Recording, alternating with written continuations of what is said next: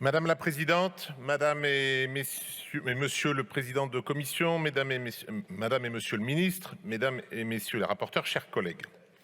Depuis 2017, le président de la République a dessiné des objectifs de transformation majeurs pour la France, notamment en matière d'économie et d'emploi, en matière de finances publiques ou en matière d'écologie et de protection de l'environnement.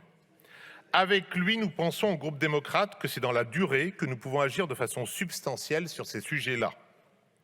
Il nous faut planifier, construire des stratégies de moyen et long terme pour relever les défis auxquels la France et les Français sont confrontés.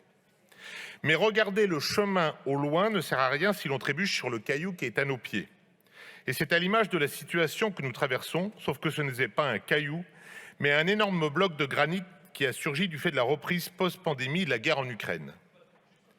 Nous voulons du pouvoir d'achat supplémentaire pour les Français, par le plein emploi, la montée en compétences, la réindustrialisation. C'est du moyen terme. À court terme, ils doivent faire face à une inflation forte qui ronge leur pouvoir d'achat et complique drastiquement le quotidien. Nous devions y répondre. Nous l'avons fait en agissant pour tous. Pour ceux qui travaillent, avec l'augmentation du SMIC, les modalités de restructuration dans les branches professionnelles, les heures sup, le doublement ou le triplement de la prime pouvoir d'achat ou encore l'évolution du point d'indice dans le PLFR. Pour ceux qui ont travaillé avec la revalorisation des retraites de 4% rétroactivement au 1er juillet. Pour ceux qui sont les plus fragiles et les plus modestes, avec la réévaluation des APL, du RSA, de l'allocation adulte handicapé et sa déconjugalisation, mais aussi les prestations familiales. Pour les consommateurs, en facilitant les résiliations de contrats ou en contenant l'augmentation des loyers. Nous voulions aussi décarboner massivement et rapidement le fonctionnement de la société française en agissant sur l'isolation de nos logements, l'arrêt des motorisations thermiques et le développement du mix énergétique à base de nucléaire et d'énergie renouvelable. C'est du moyen terme. À court terme, nous actons des mesures d'urgence pour que tout simplement les Français puissent se chauffer l'hiver prochain et que notre économie, en partenariat avec celle de nos voisins européens, puisse fonctionner.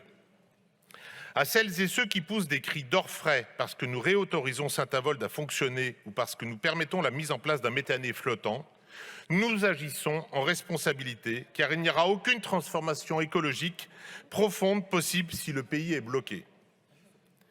Nous voulons aussi rétablir l'équilibre des finances publiques et des endetter la France. C'est du moyen terme. À court terme, c'est 20 milliards qui sont actés dans ce projet de loi pour limiter les effets de la crise et notamment celle de l'inflation, car nous ne réformerons pas la France si nos compatriotes sont submergés par les difficultés du quotidien. Finalement, et pour paraphraser un chanteur populaire notamment auprès des plus jeunes, vouloir réformer c'est simple et le faire avec les Français devrait être basique.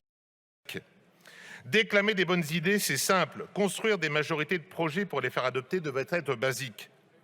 Cela était le cas avec les différents groupes d'opposition républicains comme avec la majorité sénatoriale. Nous le saluons et nous en félicitons.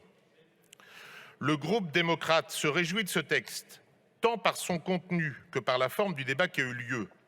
Nous sommes convaincus que cela peut être une méthode pour la suite. Garder le cap des réformes tout en tenant compte des difficultés du moment et travailler au-delà de la majorité, en confiance et en partenariat avec le Sénat. Simple et basique. Je vous remercie.